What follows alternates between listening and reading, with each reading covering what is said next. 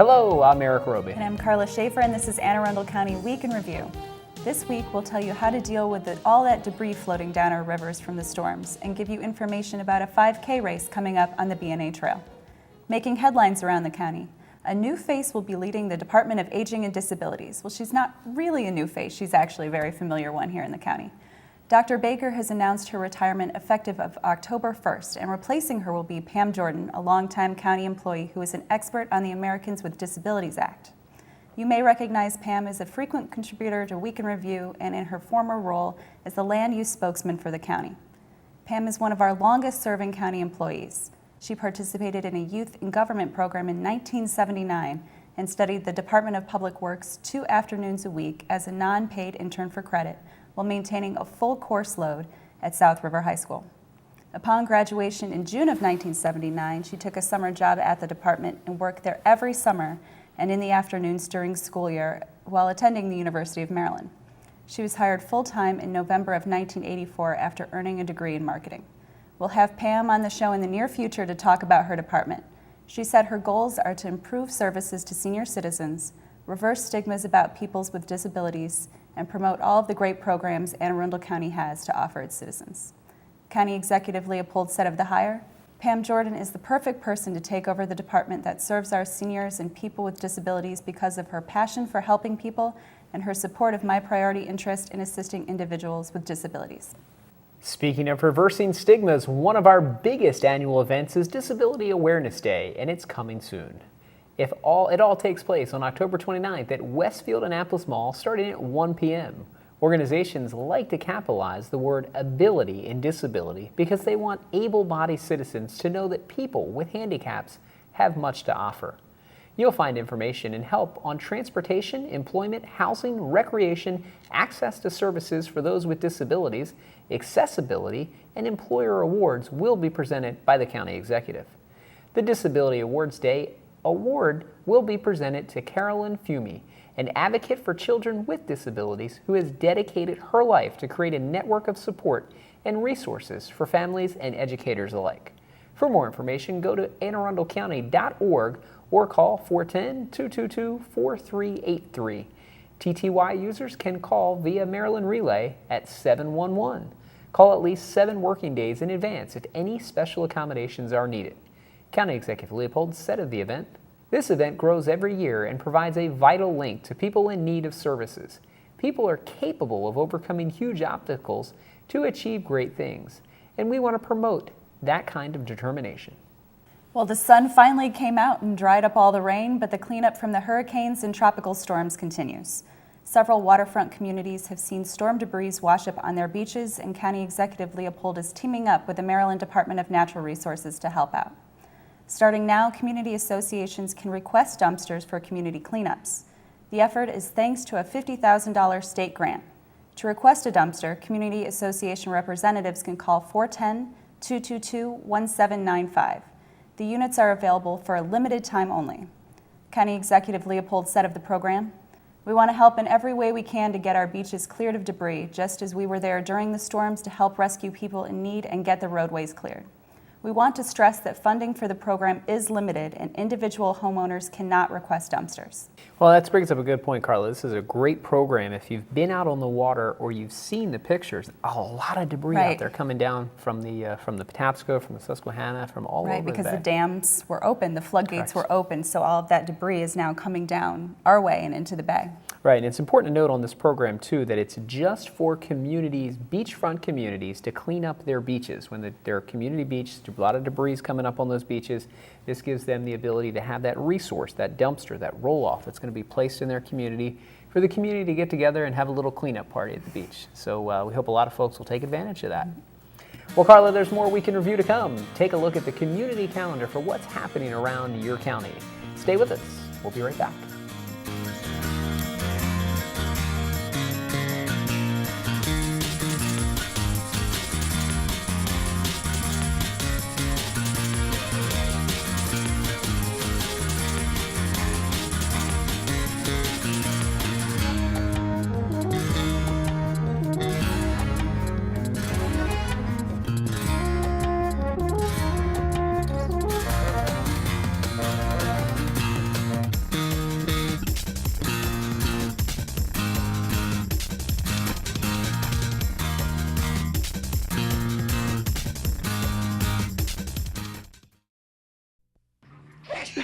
It's cold and flu season, and the last thing you want is to be sick or make others sick. So here's what you do to stop germs and stay healthy. Cover your coughs. Wash your hands after sneezing, coughing, or blowing your nose. Wash with warm water and soap for 20 seconds, and then dry. When you can't wash your hands, use an alcohol-based sanitizer. If you do get sick, stay home. Stop germs, stay healthy.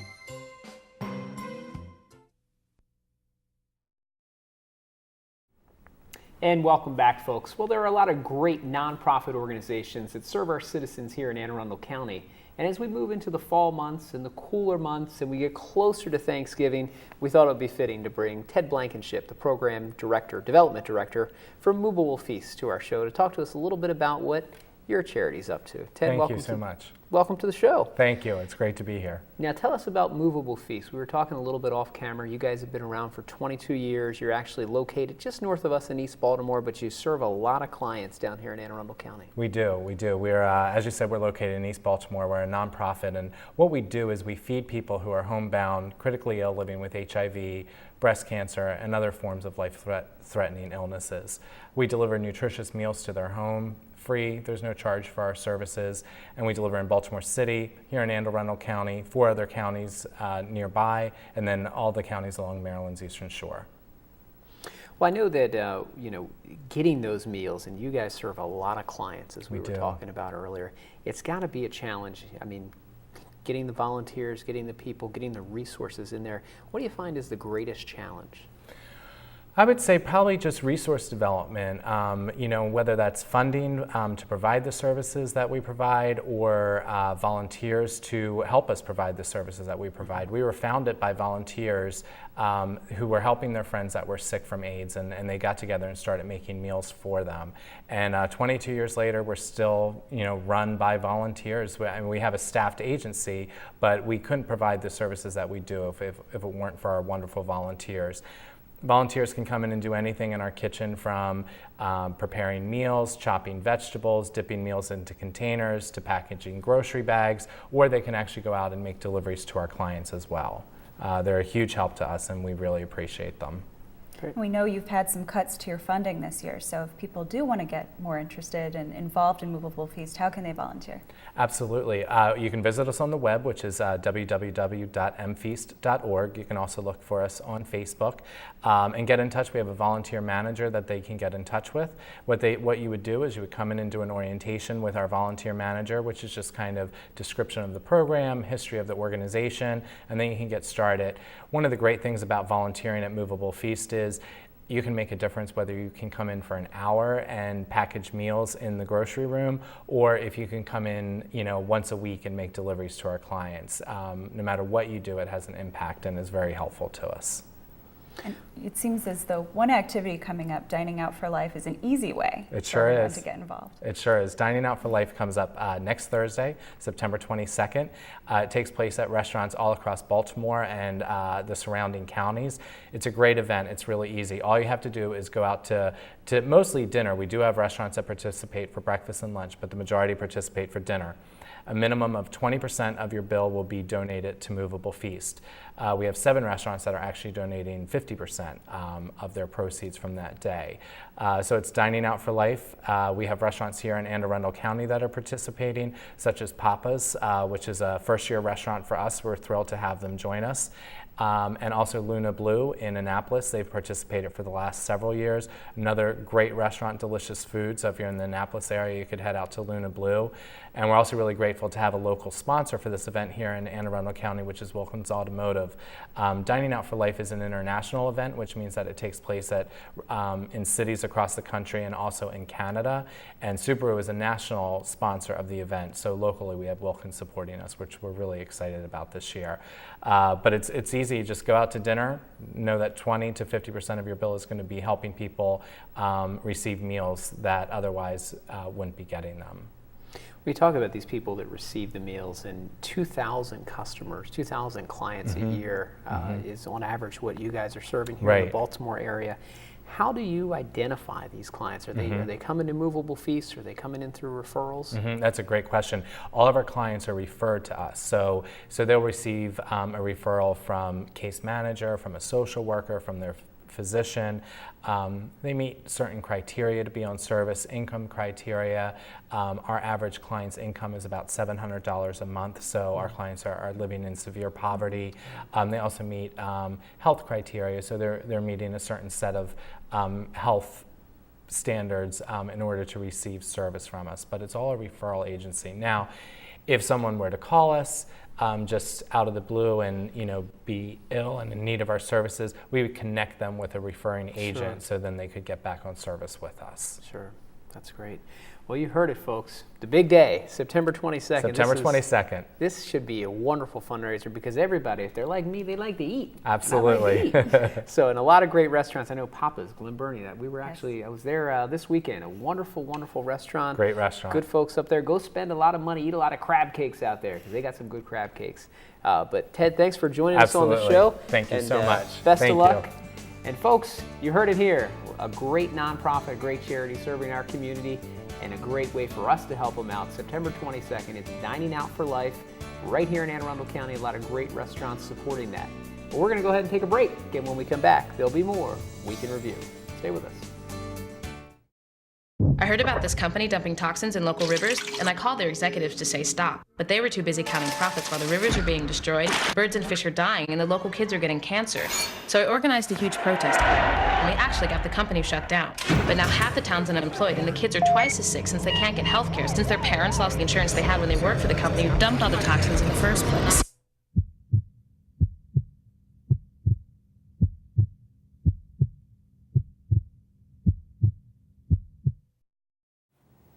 And welcome back, folks. In this week's Police Beat, Public Information Officer Justin Mulcahy has information on a robbery in Glen Burnie. On September 11, 2011, at approximately 3:45 a.m., officers from the Northern District responded to a report of a robbery at a mobile gas station. Justin. Thanks, Eric. When officers arrived, they observed an altercation in the doorway of the business, and the investigation determined that a male suspect was attempting to rob the store. He was met with resistance during this struggle from a store clerk. Now, as that struggle ensued, the suspect pulled out a knife, began to stab at the clerk. This caused multiple lacerations. As officers arrived, the suspect fled on foot into the nearby Glen Haven Memorial Cemetery. Officers established a perimeter and spotted the suspect in a wood line on the northern edge of that cemetery. That suspect was immediately taken into custody. The victim was treated and released at Baltimore Washington Medical Center. Now, the suspect from this incident is Joseph Earl Schrump, age 22, of 412 7th Avenue in Glen Burnie. He was charged with attempted second-degree murder, 2 counts of robbery, also first and second-degree assault, along with reckless endangerment. Folks, we're going to move on to our second incident. That one took place on September 11th around 9:53 in the evening. That's when officers from the Western District responded to the Subway restaurant located in the 3400 block of Laurel Fort Meade Road in Laurel for an armed robbery that just took place. As officers arrived on scene, they learned through the investigation that 2 female employees were in the store preparing to close for the night, and that's when 2 male suspects entered. One of them was armed with a gun. The armed suspect demanded money from the business, but the employees were unable to comply. As a result, both suspects removed an undisclosed amount of money from the employees' purses before fleeing the rear door of the restaurant. Several officers and a K-9 unit canvassed the area, but were unable to locate those suspects. Suspect number 1 is being described as a black male, pretty tall with a thin build, last seen wearing all black clothing, including black gloves and a black ski mask. Suspect number 2 in this incident is a black male about 6 feet tall with an average build, last seen wearing all black clothing, black gloves, and a black ski mask. Now, folks, as always, if you have any information on any crimes or suspects mentioned on the show, don't hesitate to call, email, or text your tip to Metro Crime Stoppers hotline. The number is available 24 hours a day, toll-free, and that number, you should know it by now, 1-866-7-LOCK-UP. Your second option, text message MCS plus your message to crimes at 274-637, or visit the website at www.metrocrimestoppers.net. As always, phone calls are not recorded, and callers remain anonymous. You may be eligible for a cash reward of up to $2,000. Back to you, Eric. Thanks, Justin. We're glad the clerk of the gas station recovered from the attack, and hopefully the assailants will be brought to justice soon. This week, the Anne Arundel County Fire Department responded to 1,813 calls for service. This included more than 1,111 emergency medical calls and 146 fire calls. 2 people were injured in separate accidents at the same location on a popular South County roadway. With us now to tell us more about these incidents is Division Chief Michael Cox of the Anne Arundel County Fire Department. Chief? Thanks, Karla. The torrential rains we experienced last week in the county caused damage to some area roadways. This was especially true on a section of Patuxent River Road near Queen Anne Bridge Road in the Davisonville area of the county. The problems were discovered early on Thursday, September 8th, when county firefighters responded to a reported motor vehicle collision around 4:30 a.m. In this case, the first responding units reported that a car had driven into a washed-out area of the roadway, trapping the driver in the vehicle. The driver, a middle-aged female, suffered minor injuries and was transported to Anne Arundel Medical Center in Annapolis, where she was treated for her injuries. In a second incident, firefighters were again called out to the washed-out section of the roadway around 7:30 a.m. on Monday, September 12th. The first arriving units in this case reported that another vehicle had driven into the sinkhole, injuring and trapping the driver. The patient in this case received serious but non-life-threatening injuries and was transported via state police helicopter to the University of Maryland's R. Adams Cowley Shock Trauma Center in Baltimore. In both cases, firefighters utilized specialized rescue tools to stabilize the vehicles to enable crews to perform rapid extrications of both patients who were trapped in the sinkhole. Karla? Thanks, Chief. Fire officials advised that the cause of the first incident was weather-related, and the second incident remains under investigation. The roadway was blocked after the first incident, but it appeared as though the barricades may have been unknowingly moved during the second incident. In this week's Community Spotlight, our own Mark Chang joins us from a dry Glen Burnie with a special event coming up on the B&A Trail. Mark. Thanks. I'm over here in downtown Glen Burnie, right on the B&A Trail near the Carnival grounds of the Glen Burnie Improvement Association, and with me today I have Rick Biagiotti, who is the race chair of the upcoming 4th annual Glen Burnie Improvement Association 5K run and 1 mile walk, and I also have committee member Miss Candy Fonts, who is also going to be talking about the health and wellness part of this event. Rick, first of all, could you tell the folks out there why GBIA is going to be doing this event? Hi, Mark. Yes, thanks for letting us come out here and talk about the GBI 5K and 1 mile fun walk. Started 4 years ago in conjunction with the 100th anniversary of the Glen Burnie Improvement Association. They started in 1908, promoting betterment for the community of Glen Burnie by improving some sidewalks and doing things that were better for the community. In conjunction with the 100th birthday, there was a year-long events to commemorate the centennial celebration, and one of the events that we did was a 5K, and the purpose of the 5K was to promote some wellness for the citizens in the area, and for those who are acting a little more healthier lifestyle and an activity that you can do in the local area. There were no 5Ks in the Glen Burnie area, so it looked like a pretty good venue to start one along the B&A Trail. Okay, great. With the 5K right around the corner, what day is it? What time do people need to get here? Yeah, some of the details, Mark. It's October the 8th. It starts at 9 o'clock. The cost for 5K runners is $15 to run. If you get it into us by September 29th, it's $15. After that, it jumps up to $20. To walk the race or walk the event, it's $8 for walkers up to the 29th, and then after that it's $12. And with that, you'll get a commemorative long sleeve white T-shirt with a logo on it, commemorating the race date, and you finish the race. Okay, great. And 5K should not intimidate anyone. What's that, about 3.2 miles? Yep, about a little over 3 miles, and it's on the B&A Trail. It starts right here at the Carnival ground. It heads south. It turns around at Norfolk Road, and it comes right on back. It'll be chip timed. It's a fast, flat course. We have plenty of giveaways, door prizes. We have age appropriate prizes and trophies to give away. And it's a chip timed race. So you just show up with your disposable chip on, run the event, and you're in here and get some good Saturday morning healthy activities in. Well, great. Thanks a lot. Thanks so much. And like you said, there's also the 1 mile fun walk. So, whatever, running or walking, people can just come out here and have a good time. Yeah, exactly. Bring the family out, bring the strollers out, bring the kids out. The last couple of years, it was very nice to see the community come together and just enjoy a Sunday morning, Saturday morning on the trail. Okay, great. Thanks very much, Rick. Good to see you, Miss Candy, as always. You too. Could you tell the folks out there about the health and wellness part of this? Sure. Similar, or in conjunction actually with what Rick said, we're trying to do something to promote some health and healthy living styles within the community. So we've partnered with the community college, their nutrition department. We have massage therapy coming that'll be on hand that day. We'll have a lot of different participants that will be able to provide everybody, whether it's someone that's participating in the race or someone else that's just coming around, with just some different ideas on different ways that they can live in a healthy way. One of the big things that we have is Anne Arundel County, the health department will be providing free flu shots that day from 9 to 11. And they're recommended for anybody over 6 months old. And they are not charging, but they are asking, if you can make a donation, it's always appreciated. Great. With flu season just right around the corner, this is a great opportunity for folks to get their flu shots in the area. And thanks to GBIS or the Anne Arundel County Health Department for doing that. And when they come, do they need anything special or anything? No, as far as I know, they're asking that they wear short sleeves, if possible, or something that's a loose sleeve so it's easy to move up so that they can administer the shot, and it's as simple as that. Okay, and I understand also for the seniors, there might be a little extra higher vaccination for them? Exactly. They're saying that for the senior community, they do have the higher dose available. Okay, great. Well, thanks a lot, Miss Candy, for all that you do out here. And folks, you heard it. So it's coming up on Saturday, October 8th, the Glen Burnie Improvement Association's 4th annual 5K run and also the 1 mile walk. And so come on out here, get your tennis shoes all laced up and come out and join these great folks out here.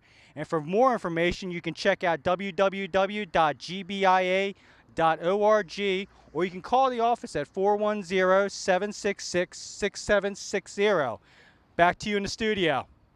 Thanks, Mark. Well, what a great way to get out and exercise and have a lot of fun while you're doing it. This week, Mary Felter is at one of our busiest senior centers, the Pascal Senior Center in Glen Burnie. She has some information about Women's Health and Fitness Day. Mary? Thank you, Karla. September 28th is going to be Women's Health and Fitness Day at the Pascal Senior Center. It's going to start in the morning and go to about noontime, and I wanted to therefore bring Nancy Allred, who's the center director right here on my right, and Dee Taylor, who is helping her on planning all this program, and have them tell us a little bit about the day. Nancy, tell me, why are you having this event? Well, September is Senior Center Month, and the last week of the month is Active Aging Week, and Wednesday, September the 28th, is Women's Health and Fitness Month. And so we wanted to invite the public to come into the center and see what we have to offer. We have quite a variety of programs, and our goal is to help promote wellness and fitness with older adults here in Anne Arundel County. And Dee, why did you all decide to start off with this fitness walk? What exactly is that? Well, it's to help seniors promote, obviously, their health, women in particular, and we're going to start the event off at 8:15 on the BWI Trail, which is right behind the center, and then the rest of the morning we'll have other activities and displays and informational booths and things like that for people to take advantage of. And I understand you're going to have a couple of Ask a Professional. Which sort of professionals are we having here? As part of the day, part of the morning, we're going to have Ask a Nutritionist and Ask a Pharmacist and balance testing. And so people will be able to, if they have questions about their diet or what prescription drugs they take or over-the-counter medications, any questions, concerns they have, they'll actually be able to talk one-on-one with a professional. And Dee, I wanted to ask you, can you tell me what some of the displays are? I know that you've been arranging those with people. What kind of displays are planned? Well, as Nancy said, we'll have the balance testing. We'll have blood pressure testing, which is very important for seniors, especially since the ones that don't know that they have high blood pressure could be, evaluated and may need medication for it. There'll be other informational displays from other vendors and exhibitors also. I understand you have even the North County Chamber of Commerce is going to come, and you have a doctor that's coming, Dr. Kaiser, is it Robertson? Right. Yes. He's chief of urology at Harbor Hospital, and he's going to talk about a topic that I understand a lot of women are nervous about but need to know, and that is about female incontinence. And as you get older, sometimes there's some problems, and so I understand he's well-liked and is qualified to discuss that. So very much so. We're really excited to have him here. And as you said, it's a kind of a taboo subject. Women in particular, don't like to talk about. And I think this is a great way to provide that information for the people, who might be having those issues. Nancy, is there any charge to come to this event? No, there is no charge. However, we are going to be offering a box lunch, and if people want to participate in, take advantage of the box lunch, they do need to reserve that in advance, and they can do that by calling the center. We can connect them up with our nutrition program. We also will have displays from the Baltimore Washington Medical Center, Harbor Hospital, Maryland Safe Defense, and we'll have representatives from our own Department of Aging that will be here to share resources available through the Department of Aging and community resources, as well as a representative to talk about advanced directives. I understand if a person comes and they attend at least 4 of the sessions in the morning, they're going to become eligible for some prizes. So you've got door prizes going to be drawn? That's correct. If people, we're going to have some demonstrations, some fitness demonstrations. We're going to have a Caliente dance exercise program and a chair fitness program, as well as the presentations, the displays, and so people who participate in the different activities, at least 4 or more activities, they'll be eligible to win door prizes, yes. Well, we're looking forward to welcoming the public to attend this event, and thank you very much for putting it on, and we really appreciate both of you coming in today here at the center, which is located at 125 Dorsey Road right here in Glen Burnie. We'd be delighted for you to come by, and that phone number, if you want answers, is 410-222-6680. Thanks so much, ladies, for being on the program. This is Mary Felter, Public Information Officer with the Anne Arundel County Department of Aging and Disabilities, and I'm here for a week in review. Back to you, Karla. Thanks, Mary. We're really lucky to have so many great programs to offer our seniors. For this week's Recreation and Park Spotlight, our own Carolyn Ryan heads to Brooklyn Park Middle School to see what's new with the gymnastics program. Carolyn.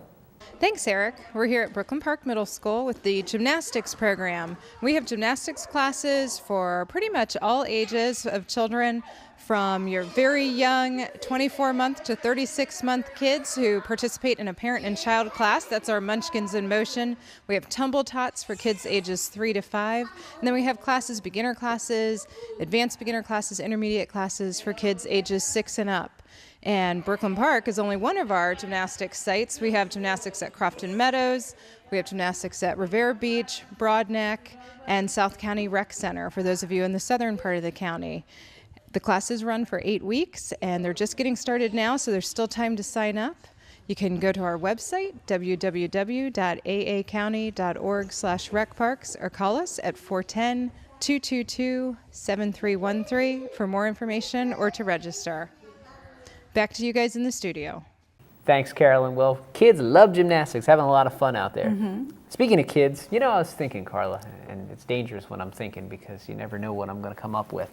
But I was thinking back to when we were kids, long time ago, and the cartoons, how they've changed. I mean, now you've got Dora the Explorer, you've got the Fresh Beat Band, you've got Max and Ruby, you've got all these different cartoons. But you know what? Some of our cartoons are making a comeback too, though. Really? You kind of see like the Transformers. There's a Transformers movie or multiple Transformers movies. I see My Little Ponies sometimes, and, But where's He-Man? I don't know. Where's G.I. Joe?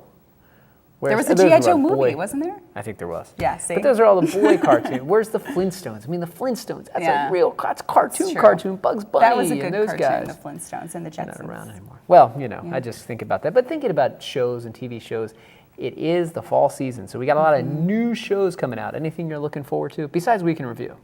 Oh, yeah. That's the one show I always watch. I don't know if I have any new shows. I like Mad Men, but that's not coming on until the wintertime. Why is that not coming until the winter? I don't know. It didn't make the fall lineup.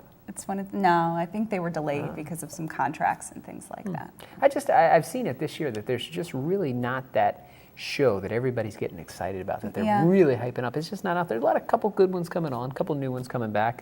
This 2.5 Men, they're going to have a new Ashton Charlie Kutcher Sheen now instead of Charlie Sheen. How do you bring him into that show? Well, they said that he's going to be a different character, so he's not really replacing Charlie Sheen. I think Charlie Sheen dies. Oh. Somehow. Okay. So, He'll be back because he's on top. Well, that wraps up this week's edition of Week in Review. You can watch this episode online anytime at www.aacounty.org. Archive episodes are available at blip.tv and on YouTube. You can also subscribe to the free video podcast at iTunes. Please tune in again next week for more highlights and news from around your county. We'll see you next time.